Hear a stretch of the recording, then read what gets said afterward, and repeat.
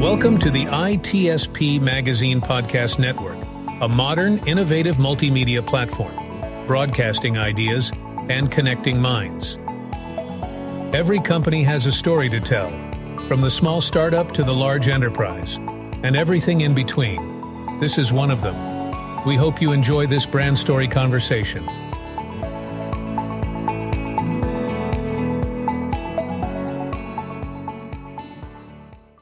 Marco. Sean, what's going on? It's story time. I know. It's our favorite My time favorite of is story. My favorite story. kind of story. It's when the we origin figure story. out what's going on. Yep, that's right. Exactly. Well, I'm thrilled. I don't know that we've actually had many chats on this particular topic, so I'm thrilled to introduce our guest, Simon Wijckmans. Simon, how are you? I'm doing great. How are you? Doing very well. Thrilled to have you on. And we're going to hear a good bit about seaside.dev. And looks like it's all about securing and optimizing third-party scripts, which is slightly different than some of the other stuff we've had conversations around. So I'm excited to learn about what you guys do and why you do it. There's usually a story behind this, and that's what we're getting into. Actually, if you can maybe start with a little bit about yourself, some of the things you worked on prior to seaside.dev to kind of give us an understanding of who you are, and that will probably lead into why seaside.dev exists as well, I presume. Yeah, sure. So, hi, I'm Simon. I'm originally from Belgium, currently spending most of my time in London or visiting San Francisco because that's where the company is. I built my career from like when I was 16, I became a contractor at Microsoft to going to smaller companies. I went from big to small, spending a few years at Cloudflare during its growth stage when it went from 1,000 people to about 3,000 people. And I worked at Vercel for a while where I then built their front-end security products. And then I ended up building Seaside because I recognized that there was a kind of forgotten about spot in security, and that's actually what executes in the browser of the user when they go to your website. That's where a lot of the data theft happens, and also where a lot of confusing problems live. And I was working on that before at Cloudflare, so I recognized the issue, and I also realized that large security companies that built a little side product for that space were not really successful at solving that issue. So I wanted to go ahead and build my own company around that. Why do you think that was the case? So it's interesting because large security companies, they often talk to their existing customers and they tell them all sorts of things that they are also looking for a solution for. And then it's rather quick and easy for them to go hire an intern or assemble a little project team to go ahead and build a very small MVP. And then they end up reusing data that they already have, right? And that works for a lot of things. But the problem with client-side security is that it's an inherently different problem to solve than a firewall or something that you would get through a threat feed for. Why? Because it is a fully dynamic problem, right? Every user that goes to a website fetches a third-party script, and that third-party server can respond with a new thing anytime, right? So if a bad actor manages to pull off a hijack of some sort, they can inject a malicious script 1% of the time, specifically executing if a specific condition is met. So if a user agent meets a certain requirement and it's a certain time of the day, then you could get a bad script. So then reusing services that you use for 100 other purposes, or just reusing VirusTotal's threat feed, you're not likely going to actually catch the attack through that. I like to give a clean example. If a small regional bank in a small European country were to get targeted with a client-side attack, the bad actor could steal absolutely millions, right, and cause a really serious incident. But it could fly below the radar of a threat feed because that threat feed provider would not be able to scan that third-party script as if it's a real user coming from that particular website using that refer header. And so it's just a fundamentally broken approach that basically any large security company that doesn't have client-side security as their core focus, they've made that mistake. And it just fundamentally cannot work, leaving people at risk and causing a false sense of security with companies who buy their products.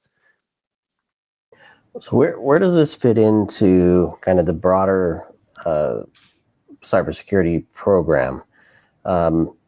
obviously we're talking about monitoring here, and hopefully some blocking and tackling and protection as well.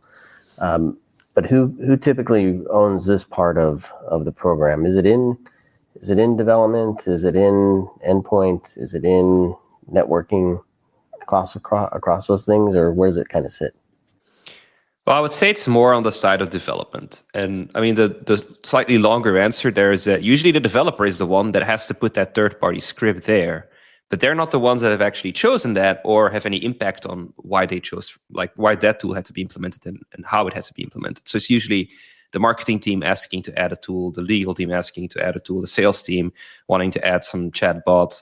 And these are all third-party scripts, and the developer then adds it, and it kind of ruins the performance of their site, or it breaks certain things, and then they're unhappy about it. And then a few years down the line, they figure out that those scripts are actually listening to people's login credentials, and now they're on the dark web. And all of those types of incidents, they fundamentally lead back to the developer, even though that they're also a victim in this type of situation. It's funny because the world has kind of shaped supply chain security around what the vendors have to offer. But I personally see client-side execution of third-party, like JavaScript, as something that is part of the supply chain. You should also be aware of what the libraries you add do in the browser. It is part of supply chain security in my mind. But yet, if you buy any supply chain-focused product today on the market, it's going to mostly talk about open source dependencies on registries like Node Package Manager and the like. And they're often great at that, but the browser is totally not in focus for those companies. So it's sort of an and, it's not an or. You have to also monitor the client-side script. So Simon, before we go into what you guys do more specifically, I'm curious still about the origin story. Like you have a vision, and then you implement it, you create a company.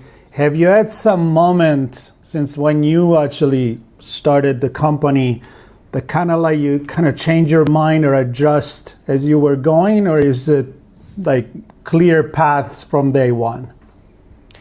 I think when I started the company, just the sheer amount of attacks that we have noticed has been absolutely baffling. So the media doesn't really like to cover the same kind of problem over and over and over again if there's no solution for it. And in fact, a lot of security insights, even at very high level, executive level, is fueled by what goes into the newspapers.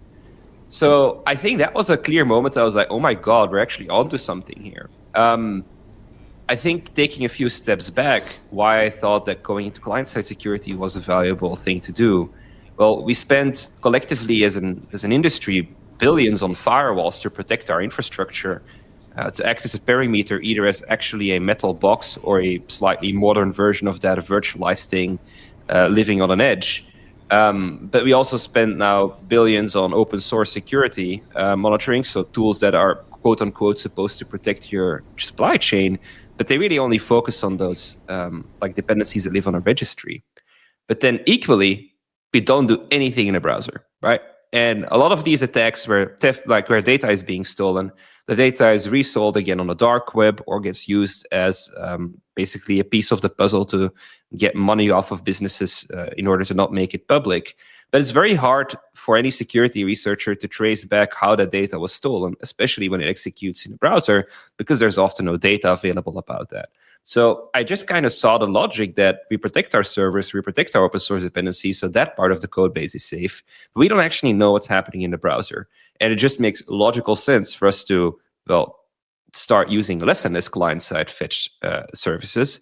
But you're never going to be able to avoid them in full because a lot of these services just need to be dynamic. But then at least monitoring the behavior of those in the browser of a user 100% of the time.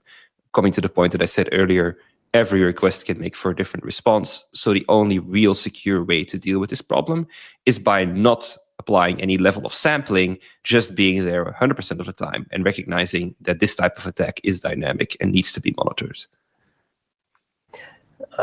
So you mentioned some of the teams that request these scripts to be installed, marketing, obviously one of the more prevalent ones, I would imagine. But what are some of the things that organizations are deploying script-wise that you found to be vulnerable? I don't know if there's one that stands out or a few that stand out. Because what I want to do is maybe highlight for people listening to say, or to recognize that we probably have a script like this running, and we don't have a mechanism in place to monitor and find and do something about malicious activity that's taking place there. So if you can kind of paint that picture, that would be fantastic.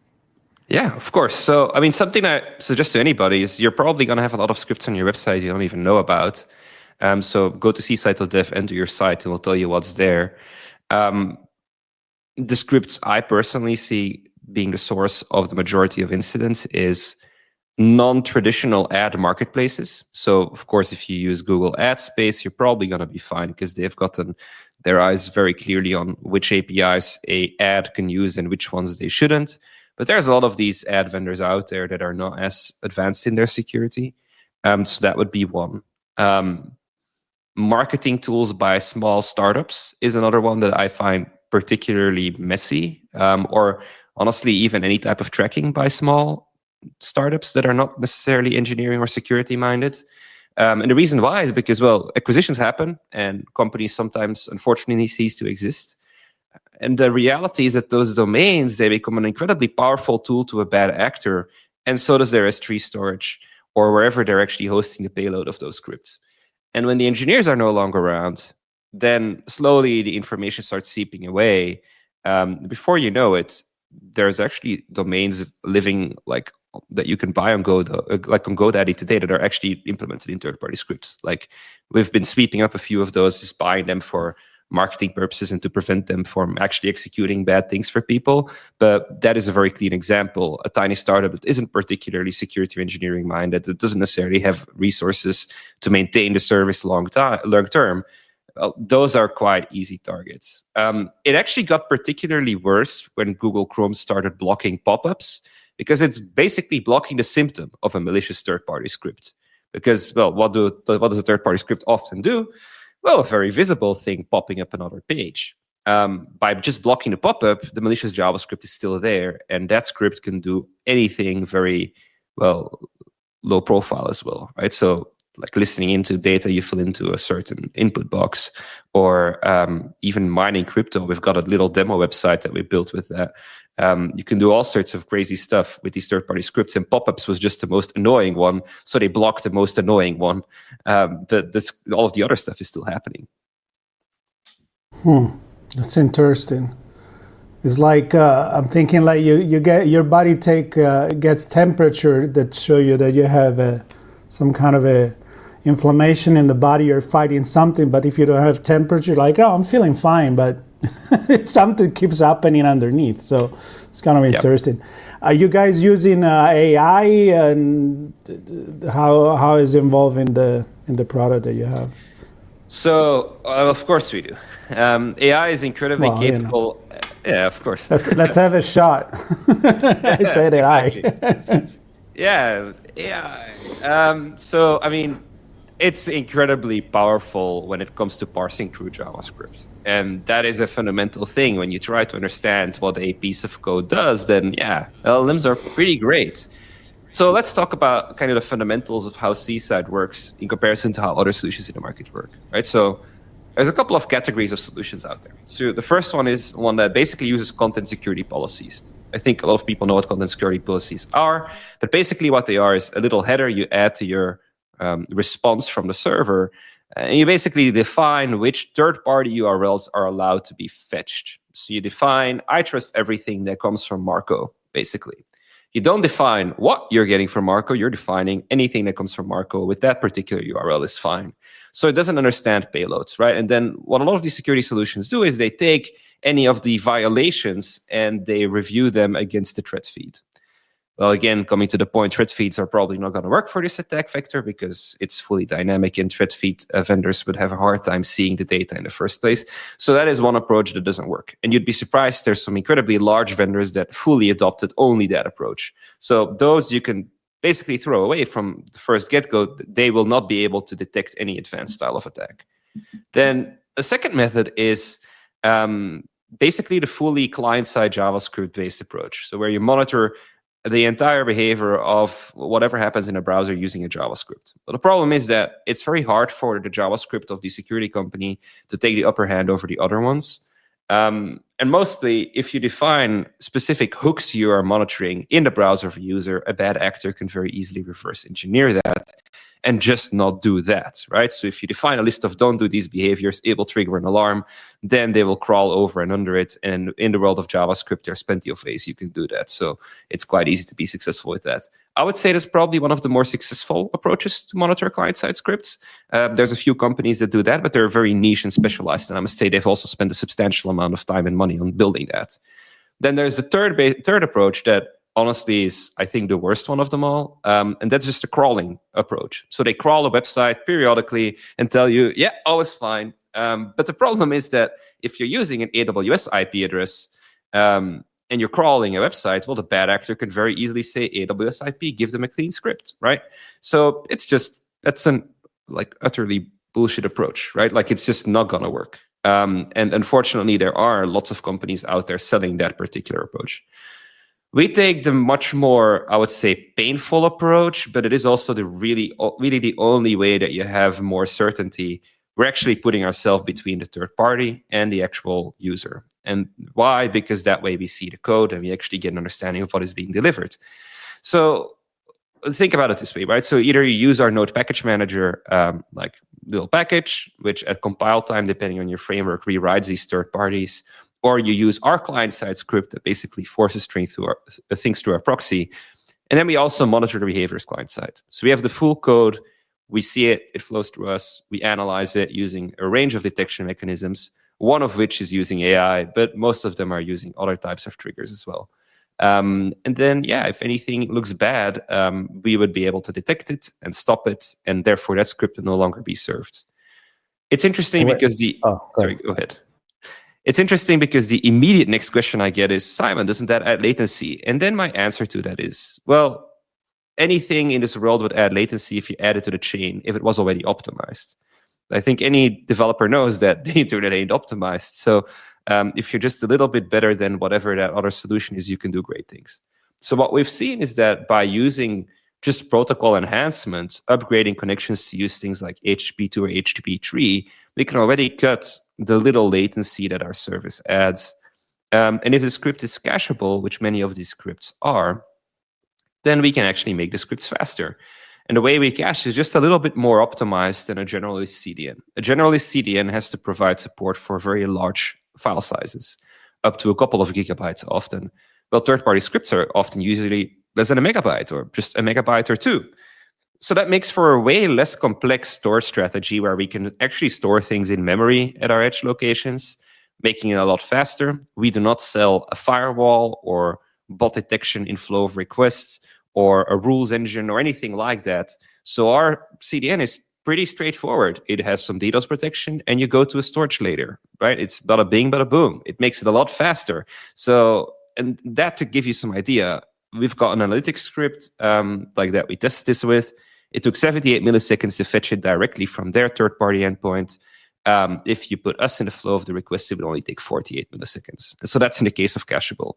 In case a script is already fully optimized and we can't improve it in any way, shape, or form, well, then be ready to expect a 5 to 7 millisecond latency added. But then most of these scripts are fetched asynchronously or using the defer method in the browser. So it's not actually going to be noticeable. And even for SEO, it hasn't proven to be that impactful either. So it's, I think we kind of have to be okay that in some cases, it's going to get faster. In a very small percentage of cases, it's going to get a little slower. But then at least you gain a lot of insight and security, which can prevent a much worse incident. Well, let's talk about you. You're right. I was going to ask about the performance and the latency, and I was going to lead it with where do you sit in terms of your analysis and your presentation of what you find, and to your last point, the response to that. So maybe you can kind of describe where you sit in the stack. And then what does the response look like? Can the admins and developers control what happens? Is it automated? Can they tune that to what they want? Yeah, of course. So we've tried to create the lowest amount of noise possible. Well, because obviously there's already plenty of alerts happening. So we integrate with SIEM systems of vendors so that they have the data in the place that they want to have it. We've got webhook support, so you can get it in Slack or whichever other chat tool you use, including Microsoft Teams. Who would have thought? And we basically focus on the known evil, right? So I'll give you a clean example. If a script sent information to api.reputablevendor.com last week, and this week it also sends the data to a newly registered domain name with IP addresses pointing to a residential IP in Russia, that's probably something that needs to be blocked, right? And so we've got the ability to autonomously block things where we have a high level of confidence that it is bad. And so those types of very clear incidents, we'd be able to just take action on your behalf, and you would thank us after, right? Because even if we take down that script, you may lose some functionality. And usually it's some type of analytics or ad or chatbot on your website. It's not going to entirely break your website. This is going to break a very specific type of functionality. But then you stopped an incident, right? It's a potential lawsuit prevented or a potential major incident that you'd have to do months of investigations into. So in those types of situations, I think we're like the blocking approach is the right one. In the cases where we're not 100% sure, but it looks like suspicious behavior, you could basically ask us to either quarantine, which means at the best of our ability, continue to serve a previous version of that script, or just let it continue to do its thing, and we just notify you, and you then go into our dashboard and have a look. So one of the neat things that our solution does that none of our competitors do, we actually give you the entire source code of the script. When you go into the dashboard, even on our free tier, you can see the actual code of the script. We give it to you in a normalized, cleaned up, deminified, and if it's possible, deobfuscated version. You can actually read the code and understand what it does. That is your ability to then dig deeper. We also have like the LLM explaining why we blocked it. So this script was blocked because X, Y, and Z. And we can even highlight pieces of the code. If it is related to the code, sometimes it's related to like the domain or the IP or the infrastructure or potential indicators of a man-in-the-middle attack where multiple SSL certificates were issued in the last day, that sort of thing. So yeah, I think, I mean, it's quite a comprehensive thing, and we're constantly adding new detection capabilities, but our ultimate goal is to make this a low-touch product that just blocks and then notifies you, telling you, hey, we've stopped a pretty painful incident for you. Hey, tell me who is we? Because I went on the About page and I see a little bit of the team. And what is actually impressive is the amount of investors that you have, like pretty high level, expert that work in from the biggest company actually that I can read. So tell me how the team came together. I'm going to go back in the origin story because Sean can get very operational. So I want to go back to who is the company and who you work with to make it successful. So last year, roughly around this time, I had a couple of conversations with some investors that I met throughout my career, and I explained what I wanted to do. And I mean, one of them I already spoke to in August last year. It's like, maybe I want to start a company like in 2 years from now. Well, it turned out to be a few months later. And I explained to him like, hey, this is my prognosis, right? We spend a lot of money on servers, infrastructure to protect our servers. We spend a lot of money on open source dependencies, I worked on client-side security in the past. I realized that most of the competitors in this space built crappy products. Let's go ahead and build an actual good product in this space. And I already know who I want to hire. In the past, I worked with these people. They have left Cloudflare at the time where I was, right? They've left. They've moved back to their native country. They bought a nice apartment. They're happy. But they want to get back to work, of course. I'm sure I could convince them. And so that basically ticked the box of, we know this guy, we can back channel him because these were investors that have met me throughout my career, so they knew who to ask about me. Then that also ticked the box of team. Even though I was a solo founder, I had a clear path to having a capable team at solving the issue I wanted to solve. And then, the problem was clear. I gave them examples of past attacks. I gave them examples of new intel that I got. And then one thing led to another, and they recognized that, okay, this is probably a good time to build a company like this, especially with the compliance requirements also kicking in March 2025 for PCI-DSS, so the payment card industry digital safety standards. You actually have to monitor client-side scripts in the browser. And so that's one of those things where it's like, well, building a security company to solve a problem, sure, but it's always great if there's also a compliance lever that actually pushes people to do it now. And so it made sense for these investors. And then as a solo founder, I recognized that I needed coaching, as I think everybody does anyway. And so I started with the initial investor scribble that led our pre-seed. I told them hey, okay, these are the areas where I think I'm fine, and these are the areas where I need help. Which angels do you think could be helpful? And they shared a couple of names, and I spoke to them, and then basically assembled the ultimate team of angels that I could ask anything to, and they would have a material interest in helping me. They would get an immediate return out of it. So looking at the names, you've got people like Mike Taylor, who are currently the CFO at Gusto, used to be the CFO at GitHub, and then I think a VP of finance role at Tesla during the IPO. Well, that's a person you'd want some help with if you need help with finance, right? And then there's folks like Dan Scheinman, who are incredibly capable investors in helping with go-to-market. He actually had a full career in the legal space at Cisco, and then he became an investor. And one of the first checks he wrote was Zoom and SentinelOne and Arista Networks. And so he became incredibly successful through that. And these are all genuinely amazing individuals that you ask a question, you get a response in the next 2 hours. And that response is the highest quality of feedback that you could ever get. And so I've got 40 of those at this point, where it's I need help with something, I get help with it immediately. And also folks like the Chainsmokers through Mantis, right? So if we want to work with a particular consumer brand, we can work with Alex and the folks at Mantis to get an intro to these people. And these intros are usually a lot more high quality than me just trying to outbound cold email them, right? So yeah, I basically took my investors team as the extension of our founding team. And that's also they got the merchandise that says founding team on it to remind them that they're not just giving us money, they're invested, they're going to help us out, and I'm going to make them work. That's really cool. Super cool. And you said the magic words for me, go to market. Yep. It's one thing to have a problem, even better to solve the problem. The market has to be ready to pay to acquire the solution, and have the team ready to deploy it, right? So talk to me a bit about who you speak to. I know we talked about this is kind of a dev solution, but who do you speak to? Who has the budget? How does it find its way into an organization where you can actually be successful in helping them overcome this challenge? So I think the experiences that I've had at Cloudflare and at Vercel made me prevent a very bad mistake early days. So I recognize that the majority of companies have some type of agency involved in managing their website, or managing their security, or helping them with PCI-DSS. So something we've done from day one with our product is we built our our organizational structure within the dashboard so that you could have an organization and teams, and under those teams you have websites, which sounds like a totally ludicrous thing to spend any time on in the early days of building a company. Well, the problem is if you do that later on, it becomes a much more fundamental problem and a much more painful thing to migrate.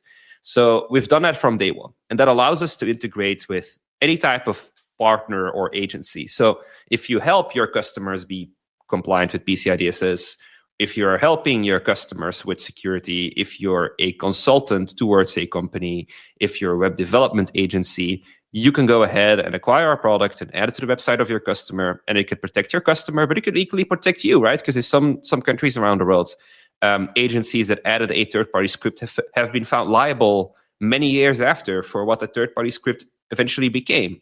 So it's one of those things where we recognize it's sometimes best to work with these indirect platforms where people basically resell our product on our behalf towards their customers. So we've done that. We've got a free tier. That free tier is mostly there for security conscious individuals with a nice blog or some e-commerce. And they can go ahead and use our products. And we're not going to try and immediately upsell them to a paid tier. It's honestly not even why it's there. That free tier is mostly there because that way we get to see a bunch of scripts on websites that otherwise we'd have to try and get through other ways, and that are usually not as successful. So we just want as many people to use our product as possible. And it also solves the security issue for most. It's just nice to know that I can use my credit card on the web and it's not going to get stolen on as many websites as a result of the actions we take. We then also have a business tier, which is much more comprehensive, and I think it's affordable enough. It's $100 a month. And that business tier should help small, medium businesses that need some level of compliance, that want some level of insights, but they don't have thousands of dollars to spend on security every month. And that's okay. I don't think web security should be paywall to only enterprises.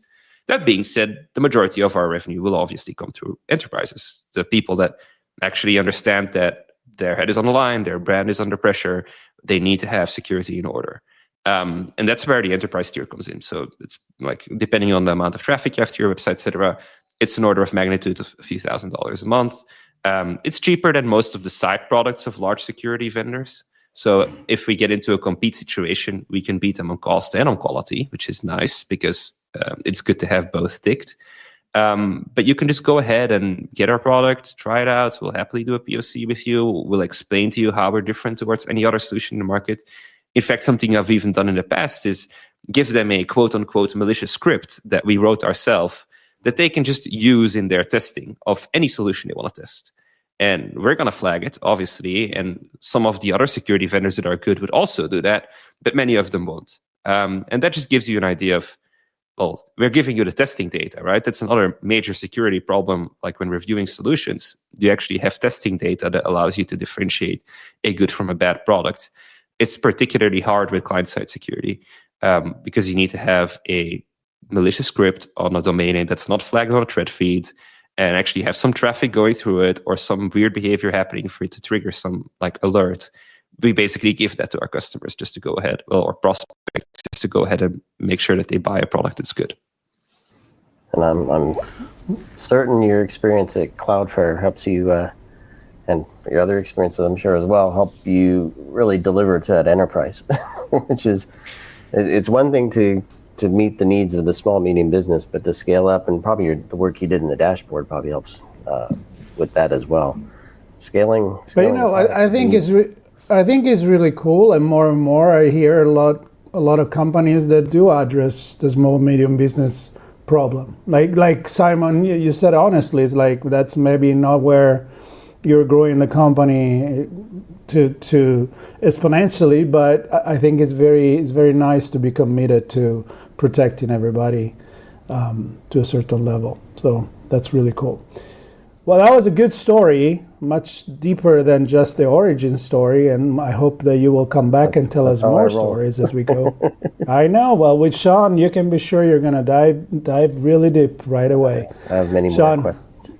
But I know you have many more questions, but we'll probably ask them later.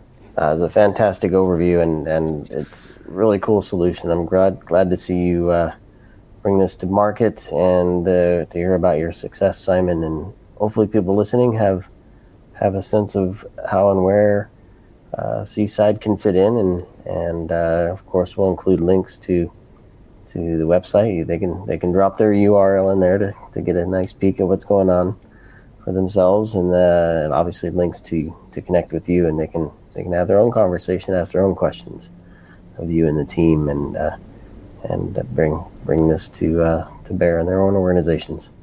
So any final words, Simon, before we wrap? I mean, thank you very much. Very happy that I was able to have this conversation with you all. And yeah, I mean, just make the web safer, protect yourself.